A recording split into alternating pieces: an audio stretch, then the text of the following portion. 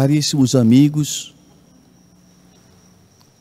agradeçamos a Deus a bênção de estarmos aqui no planeta Terra passando por duras provações.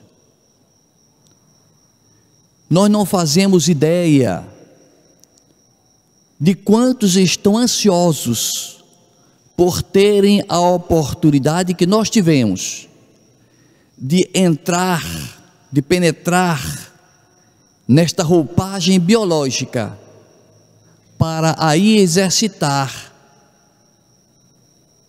para a conquista de valores espirituais, de virtudes. Nós que estamos aqui encarnados também não fazemos ideia da eternidade. Mesmo sendo espíritas, nos descuidamos desse aspecto de eternidade e colocamos em nossa mente a imagem equivocada de que esta vida se resume ao nosso berço e o nosso túmulo. É claro, sabemos em tese que somos eternos.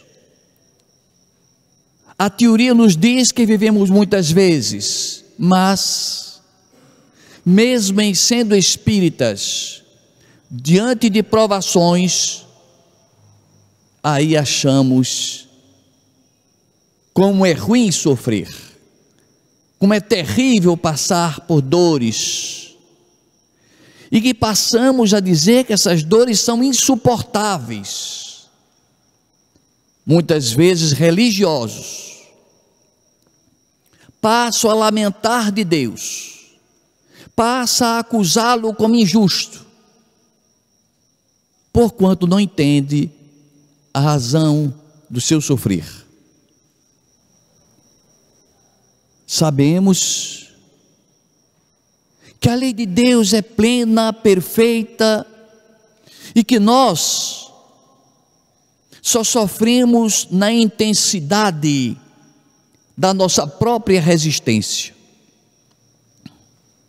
Aqueles que tiram a própria vida alegam que a cruz estava pesada demais, que estava insuportável viver, enfrentar os problemas, as dores. Mas se nós formos analisar caso a caso, vamos entender que essas criaturas, irmãs nossas, receberam efetivamente cruzes compatíveis às suas capacidades de resistência. E aí vem a pergunta: e por que então eles pensavam, por que então eles alegam que uma provação é insuportável? E eu fiz uma comparação ridícula, até me perdoe, de o nosso corpo ser espécie de um carro, e que o motorista é nossa alma, e que o nosso Pai nos presenteou com esse carro, chamado corpo físico, e disse para nós: olha, se você cuidar bem do carro, tirar a sujeira, lavar, dar polimento, trocar o óleo, verificar o motor de tempos em tempo, abastecer, ele vai durar o tempo prescrito. Mas, se você não cuidar desse veículo que você dirige, você vai sofrer danos, acidentes, um pneu pode saltar, pode bater o motor, pode morrer antes do tempo. Quando uma pessoa diz que o sofrimento está insuportável, não é porque o sofrimento em si era insuportável, é porque ele não se precaveu antes, não zelou antes. Quando se trata de um veículo físico como um carro, um automóvel, é alguém que não cuidou e o carro enferrujou-se e o motor bateu. A culpa não é do veículo, é de quem cuidou do veículo.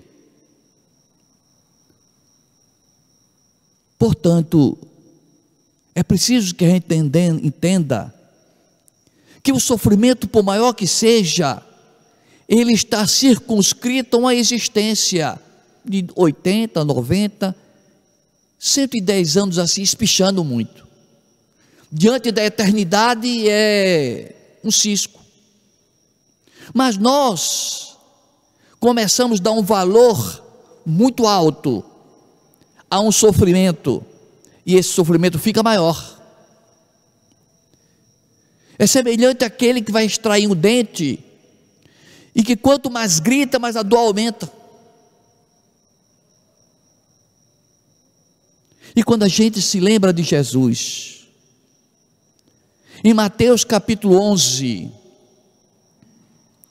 quando diz: o meu fardo é leve e o meu jugo é suave,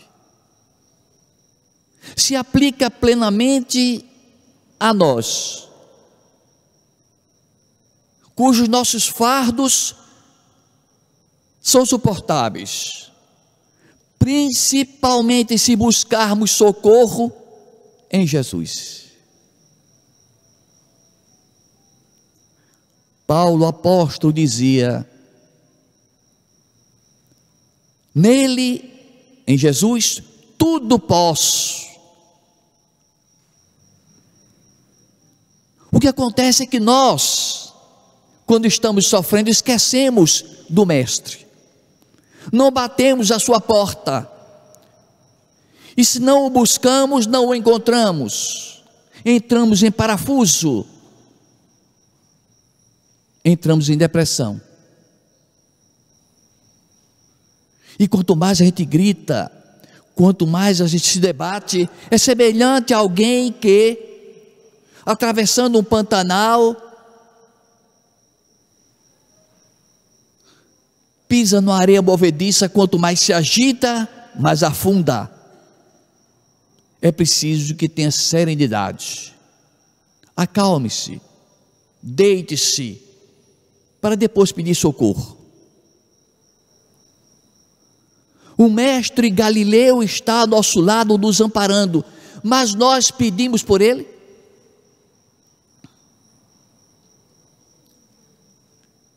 Quando eu saí de Patos para morar em Campina Grande, passei de 2 a 3 meses na mesa mediúnica, sem receber mensagem, sem receber nenhuma notícia do meu mentor espiritual, e eu fiz uma queixa. Por quê? Que ele não vinha se comunicar mais comigo? Qual a razão? E todo bom mentor é aquele que sabe puxar a orelha. Aquele que passa a mão na cabeça não é mentor, não, é obsessor. Ele disse: meu filho, eu não tenho dado comunicação porque você não sintoniza comigo. É preciso que haja sintonia. Você não me buscou, eu estava a seu lado, por isso você passou esse tempo todo. Então é a questão de sintonia. Ah, mas se comenta, ninguém gosta de sofrer. E por que foi que Jesus disse que bem-aventurado os que choram?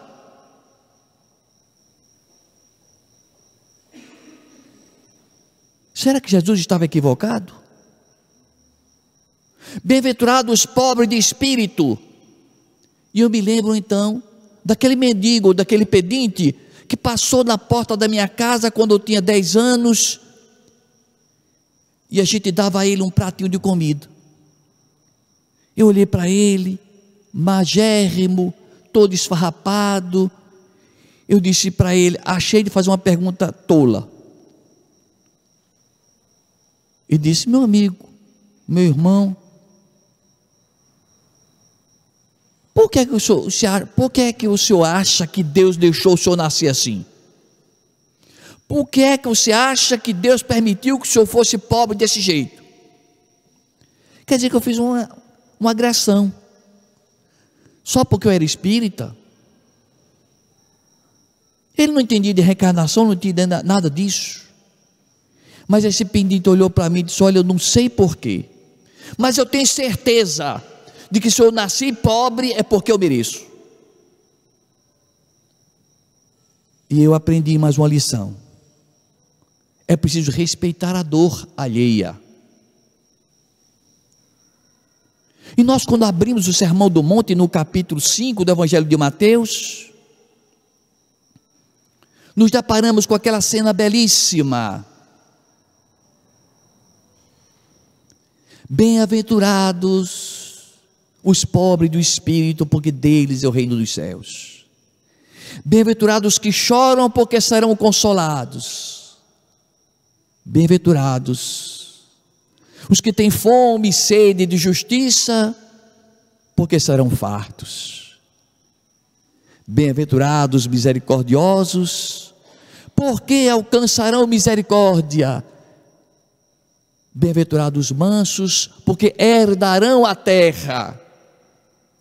Bem-aventurados pacificadores, porque serão chamados filhos de Deus. Bem-aventurados puros de coração, porque verão a Deus. O sermão de Jesus foi algo divino, sublime, extraordinário. E nós temos que parar e pensar. Nós estamos aqui diante de um público de aproximadamente 80, 100 pessoas no máximo. Mas estamos fazendo uso do microfone, da amplificação, dos alto-falantes. E Jesus falava por algumas milhares de pessoas, sem nenhum sistema de som. Mas Jesus falava aos corações. Jesus utilizava o veículo do seu magnetismo, do seu amor, da sua mediunidade. E as pessoas que não entendiam, nem sempre, a sua mensagem, muitas vezes buscavam os apóstolos para pedir explicações. Por sua vez, os discípulos corriam ao mestre: mestre, aquela parábola que o senhor falou, ninguém entendeu nada. E Jesus ia explicar. E como aquele povo sofrido, perseguido, humilhado pelos romanos, escutava naquele momento Jesus dizer que era bem-aventurados que choravam.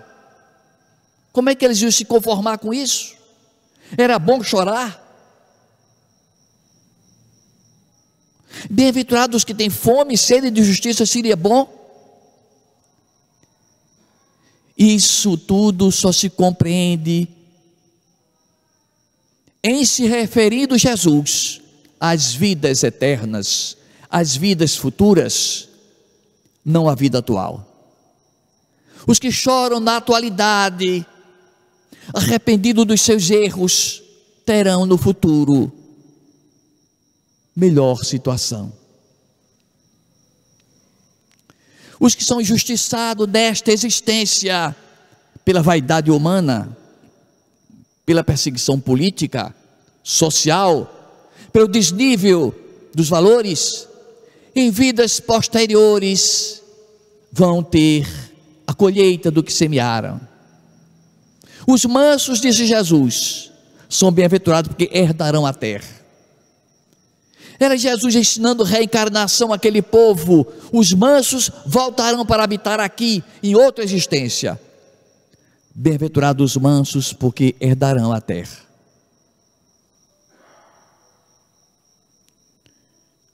No Evangelho de Mateus, capítulo 25, Jesus conta uma parábola. E conta a parábola de que Deus, um Senhor, é semelhante a um homem que vai fazer uma grande viagem e que separa seus bens e divide-os, dando a um 5 dinheiros, a outro 2 dinheiros, a um terceiro 1 dinheiro. Essa divisão teria sido feita conforme a capacidade de cada um. É dessa forma que nós entendemos as diferenças sociais nossas, o peso de nossas cruzes. Se a minha cruz está pesando muito, é porque eu não estou cuidando da minha cruz, ela fica mais pesada. Mas se eu tiver uma vigilância e oração, se eu buscar apoio no ombro de Jesus, a cruz que eu carrego foi dada a mim, compatível à minha resistência, eu vou suportá-la. Vai ser possível conduzi-la.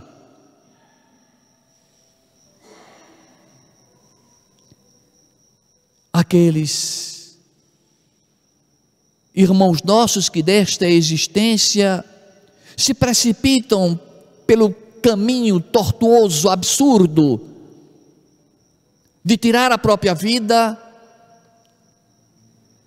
a eles nós rogamos a misericórdia divina, a proteção do Deus, que é grande, que é magnífica, que permite que eles retornem várias vezes para habitar entre nós, trazendo consigo defeitos, problemas orgânicos, congênitos, para pagarem através de dores pungentes os débitos seus do pretérito. A esses Jesus disse: bem-aventurados que choram, porque estão pagando contas. Porque uma coisa é você ir no shopping e fazer compras, tudo a prestação, em 10, em 20 prestações. Outra coisa é você ir ao shopping com seu carnê para pagar as prestações. Pagar as prestações dói, é difícil, a gente aperta a cintura, é um sacrifício. Comprar é fácil, você vai e o vendedor quer empurrar a mercadoria para você de todo jeito, e você daqui a pouco compra mais do que pode, e você está endividado. Uma coisa é você estar pagando contas, outra coisa é você estar se endividando. Quando Jesus diz bem-aventurados que choram, ele está se reportando àqueles que com sacrifício estão pagando as contas. Estão lamentando os seus equívocos, mas estão pagando as contas. Porque tristes são aqueles que estão usufruindo de saúde, de condição financeira, que viaja para países outros, que despontam de beleza escultural, que namoram, que não assumem responsabilidade. Tristes estes porque estão endividados, estão comprando a prestação. Sofrer não é uma coisa boa para que nós espíritas digamos: sofram, meus irmãos. Não é isso, não é isso que eu estou dizendo. Ao se aproximar qualquer enfermidade, se for uma dor, por exemplo, se for uma dor no pé, verifique se dentro do sapato não tem um cravo, uma pedra. Se for uma dor na cabeça, verifique se você não tomou café, se você não está fora da hora da alimentação. Se for uma dor na coluna, se não for um mau jeito, procure se identificar, procure um médico, se cuide. Mas quando não tem jeito, quando se bate todas as radiografias, raio-x, faz todos os exames de sangue, não se diagnostica nada, não vamos nos revoltar com a dor. Ela é a nossa mestra, é quem vai nos ensinar a resignação. Lacordaire, um dominicano francês, que desencarnou em 1861, 2 anos depois, dava uma mensagem belíssima, que foi publicada no Evangelho segundo o Espiritismo, no capítulo 5º, intitulada essa mensagem de bem sofrer e mal sofrer. É bom que a gente leia essa mensagem em casa com calma. Evangelho segundo o Espiritismo, capítulo 5º, mensagem intitulada bem sofrer e mal sofrer. Precisamos ler, porque quem de nós não está passando pelo sofrimento quase todo dia? Quando a gente reclama, o sofrimento fica maior. Eu estava em Sumé e me encontrei com uma amiga minha que estava reclamando da vida e dizendo: dizem que a velhice é a melhor idade, é péssimo, é horrível, cheio de dor, cheio de reumatismo, perna inchada, isso é coisa que preste. E falou, e falou, e falou. Dias depois, eu fui me despedir dela. Estou indo a Campina Grande. Pois é, que conselho você me daria? Disse: ó, se você está me pedindo um conselho, eu daria o seguinte: se reclamando de uma dor, de um sofrimento, de uma provação, a dor e a provação diminuir, continue reclamando. Agora, se não diminuir, reclame não adianta. Isso é mesmo, não adianta. E Lacordaire diz o seguinte: o sofrimento existe, isso já no budismo anuncia, é indiscutível, mas é importante que ele exista. Ele está presente em tudo que a gente vê. Eu acredito até que nós somos, por natureza, criaturas preguiçosas, que achamos que é um sofrimento trabalhar. Tinha um colega meu que disse que quando aposentasse, a primeira coisa que queria fazer era quebrar o relógio, para não olhar mais para o horário de trabalhar.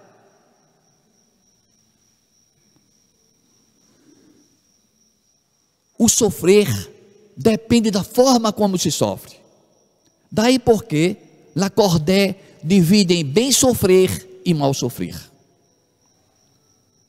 Bem sofrer é aquela pessoa que passa pela provação, passa pelo sofrimento com a máxima resignação possível, suportando as dores, exercitando a resignação, a paciência, a perseverança, a fé, a confiança em Deus, a humildade. Mas há aqueles cuja dor, quando chega, se revolta.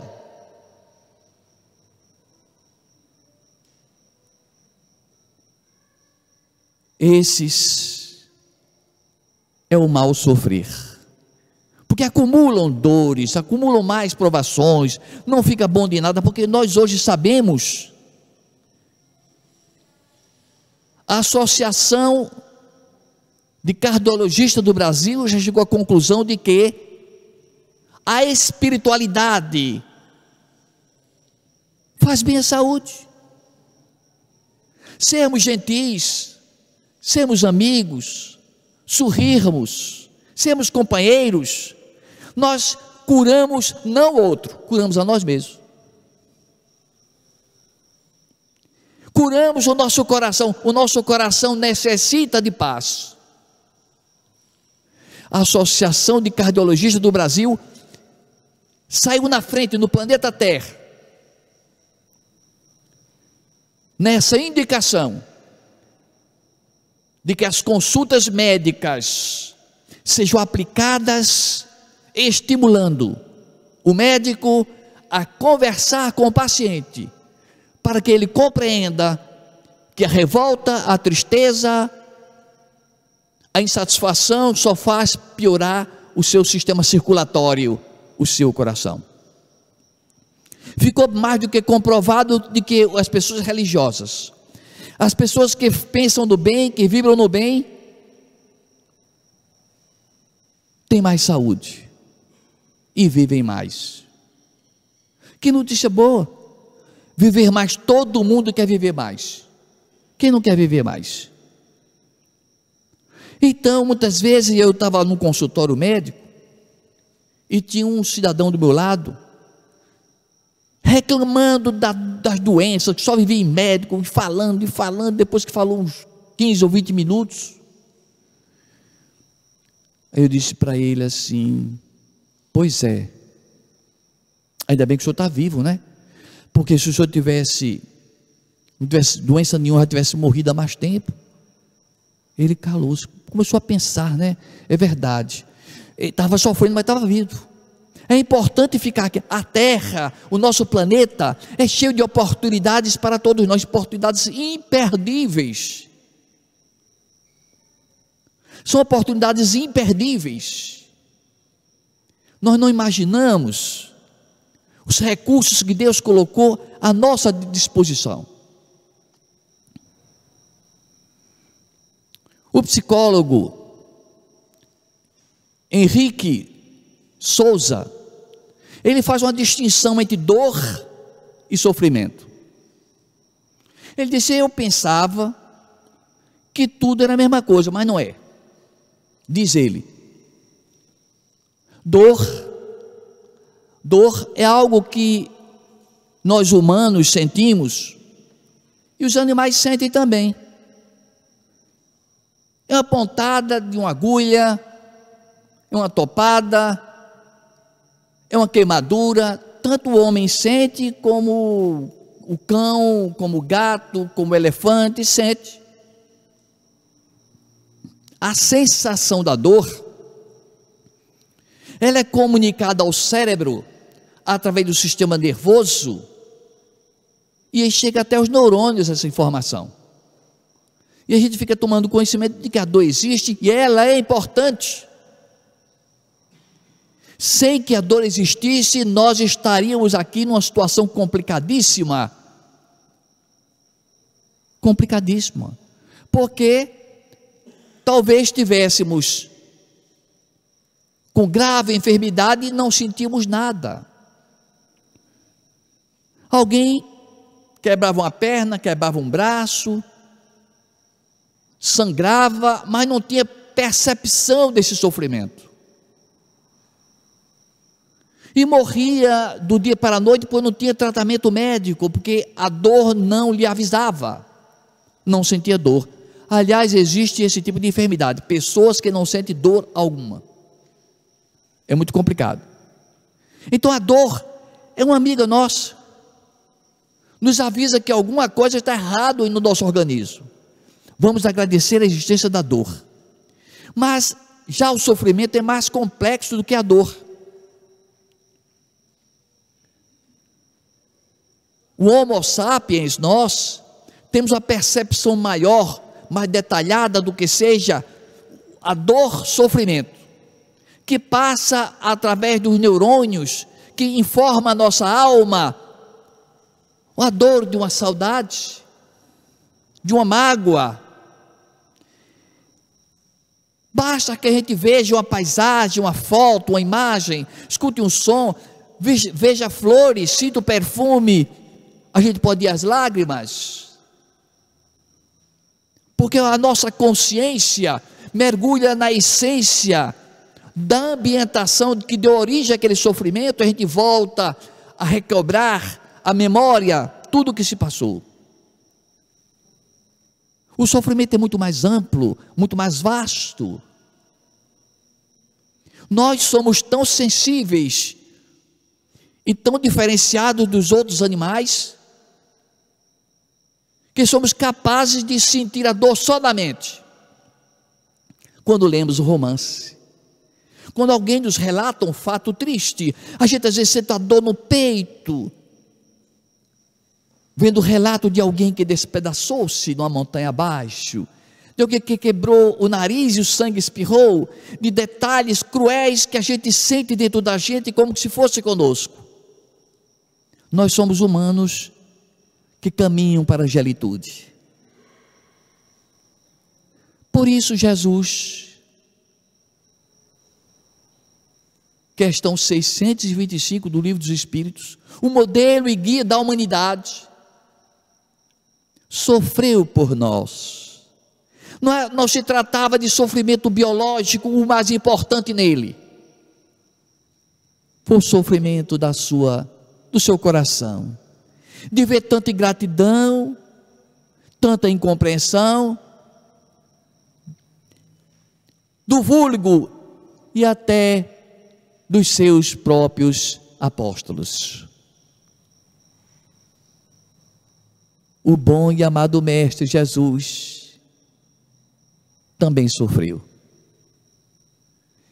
E se Jesus, que era a pureza maior que nós concebemos, por que é que nós não podemos enfrentar enfermidade e dor importantes para nosso processo evolutivo? Por quê?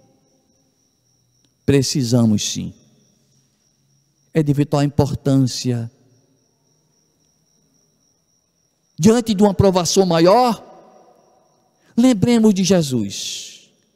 Diante de uma situação difícil, consultemos o Mestre.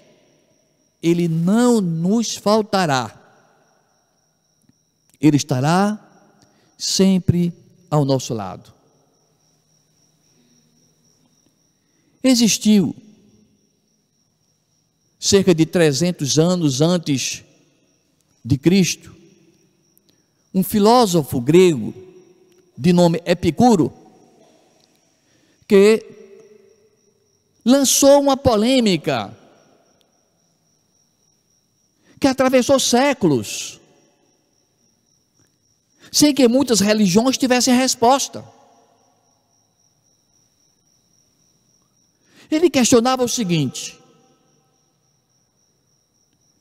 como é que Deus, sendo todo-poderoso, onipotente, como é que Deus, sendo todo saber, sendo onisciente, sabendo tudo, como é que Deus, sendo toda bondade, onibenevolente, sabendo tudo, sendo bondade perfeita, permitir a existência do sofrimento, da dor e do mal?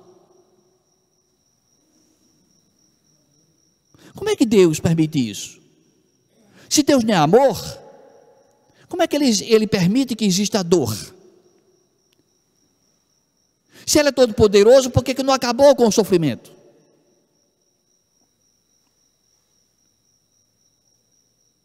Então Epicuro fez esse questionamento na sua época. Se Deus é todo poder, se é todo saber, se é todo bondade, porque Ele permite que exista a maldade, exista o mal campeando pelo mundo? Ele não tinha evidentemente conhecimento de quê? Primeiro, Deus, no seu saber pleno, Ele teria, digamos assim, dois caminhos: fazer todos os seus filhos anjos dos céus. Ninguém tinha mérito nenhum. Seria semelhante a nós recebemos diplomas de medicina sem entender nada de medicina, de engenharia sem entender nada de engenharia, de santidade sem ter virtude alguma. Seria um universo estacionário, estagnado. Mas o que fez Deus? Deus deu a seus filhos, nós, a liberdade, e disse: façam o que desejarem. Se fizerem o bem, vocês progredirão. Se fizerem o mal, vocês sofrerão a dor e a provação. Tem ser mais perfeito e mais justo do que esse? Porque quando um dia eu for anjo, serei anjo por mérito. E se quando um dia eu estiver nas trevas, é por deficiência minha. Eu não posso acusar ninguém dos meus tropeços. Os tropeços são meus. As minhas virtudes são conquistadas pelos meus esforços pessoais e diários.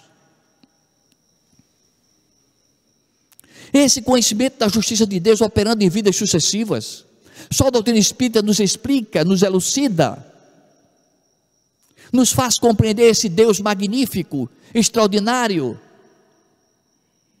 Então vemos em Jesus alguém que tinha sentimento, que amava, que se condoía com a dor do outro.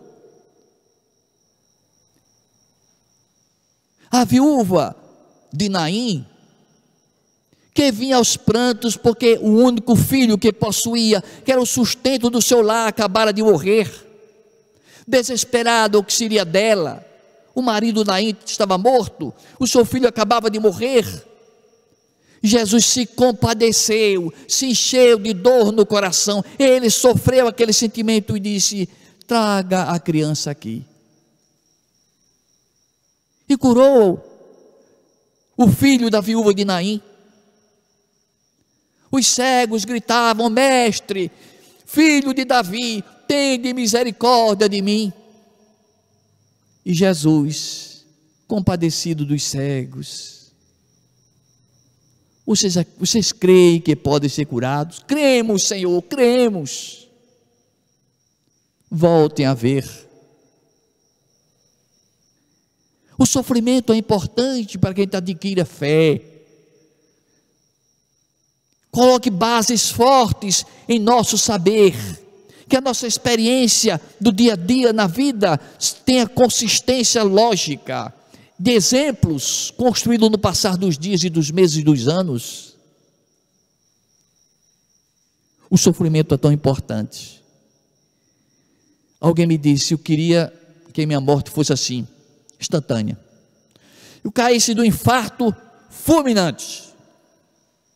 Eu disse para essa pessoa: não peça isso, não é uma boa coisa. Porque a gente, quando tem uma morte fulminante, os laços que ligam ao corpo biológico ainda estão muito amarrados, e nosso espírito vai sentir dificuldade de se afastar, vai sofrer.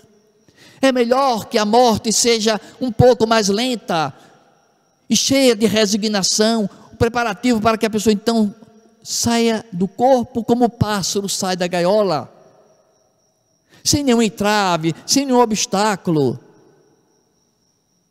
É dessa forma a maneira ideal de desencarnar. Nós não queremos sofrer, temos medo. Eu quero morrer instantâneo para não sofrer. Se acontecer isso, não vai sofrer aqui, vai sofrer lá, muito mais. É preferível sofrer um pouco aqui para receber benesses do lado de lá. Neste quadro se encaixa perfeitamente o estudo sobre a eutanásia, que a doutrina espírita é completamente contrária à utilização da eutanásia, ou seja, aplicar algo no paciente para que ele morra em paz, sem sentir dor. Mas nós espíritas sabemos que aquela pessoa que está sofrendo ali precisa passar mais tempo. Aguardemos o tempo que Deus determinou. Certa feita, Chico Xavier saía com uma equipe de servidores visitar uma casa, uma choupana que ficava à margem de uma floresta. E nessa choupana morava uma senhora muito doente, que mal arrastava-se de um lado para o outro da casa, que encontrava dificuldade até de cozinhar, e que tinha um filho defeituoso, problemático, completamente desequilibrado mental. O filho era louco, tinha os braços retorcidos e as pernas também, não conseguia se comunicar, fazia suas necessidades em cima da cama, e Chico Xavier ia ajudar, dar um banho dele. E um médico que acompanhou a caravana junto com Chico Xavier olhou e disse: Chico, que tristeza, Chico, que tanto sofrimento, dessa mãe que não pode cuidar do filho, desse filho que não tem consciência de nada, sofrendo dores horríveis. Nesse caso, Chico, não seria aconselhável, só nesse caso, aplicar um injetável para que ele tenha uma morte rápida, seja aplicada a eutanásia? Chico pensou um pouco e disse: olha, quem está aqui do meu lado é o nosso irmão X. Ele está dizendo que esse irmão que está aí todo retorcido, sofrendo terrivelmente, foi na vida passada um criminoso impiedoso, matava sem dó, sem clemência, com a brutalidade terrível. Dezenas de pessoas conheceram a morte através de suas mãos cruéis. Quando ele morreu, no mundo espiritual, esses espíritos caíram em cima dele, como urubus da carniça. Ele viveu apavorado durante muito tempo, sem ter condições de se desvencilhar e de evoluir. E Deus, por misericórdia, convocou para renascer de novo, completamente deformado, para que os obsessores não o identificassem. Portanto, cometer eutanásia é devolvê-lo aos obsessores. Deixe ele sofrendo assim, porque está pagando as contas. Quanto mais tempo ele passar aí, melhor, porque demorando, alguns que ficaram lá já têm reencarnado, outros já têm perdoado. Quando ele desencarnar, serão poucos adversários a incomodá-lo.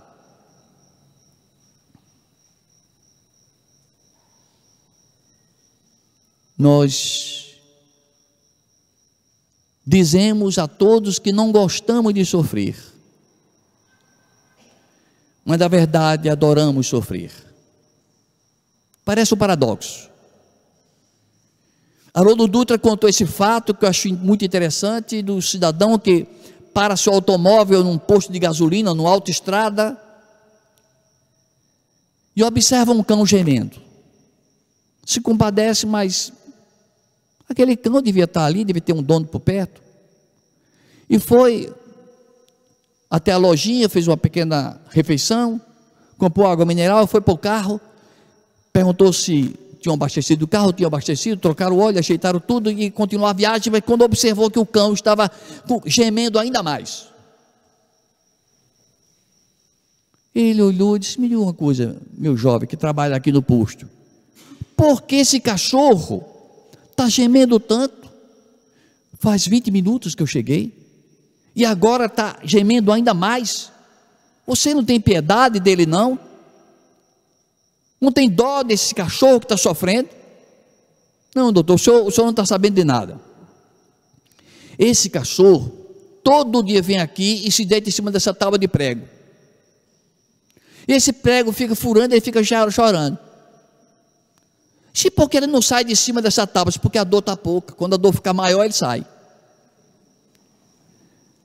Nós erramos nesta vida, nós cometemos desatinos, erros, equívocos. Nós só saímos do erro, só nos acertamos quando a dor fica grande, insuportável. Aí diz: meu Deus, me acuda, a dor está insuportável. Assim somos nós. Graças a Deus que o sofrimento é importante. Não o sofrimento que se busque, mas o sofrimento que chegue e que a gente não dá jeito. Porque Jesus, no Sermão do Monte, disse: bem-aventurados os que choram, porque serão consolados. Bem-aventurados os que têm fome e sede de justiça, porque serão fartos. Bem-aventurados os misericordiosos, porque alcançarão misericórdia. Bem-aventurados os puros de coração, porque verão Deus. Os mansos, porque herdarão a terra. Os pacificadores, porque serão chamados filhos de Deus. Bem-aventurados somos todos nós, porque Deus nos ama e Jesus nos protege. Que Deus nos abençoe.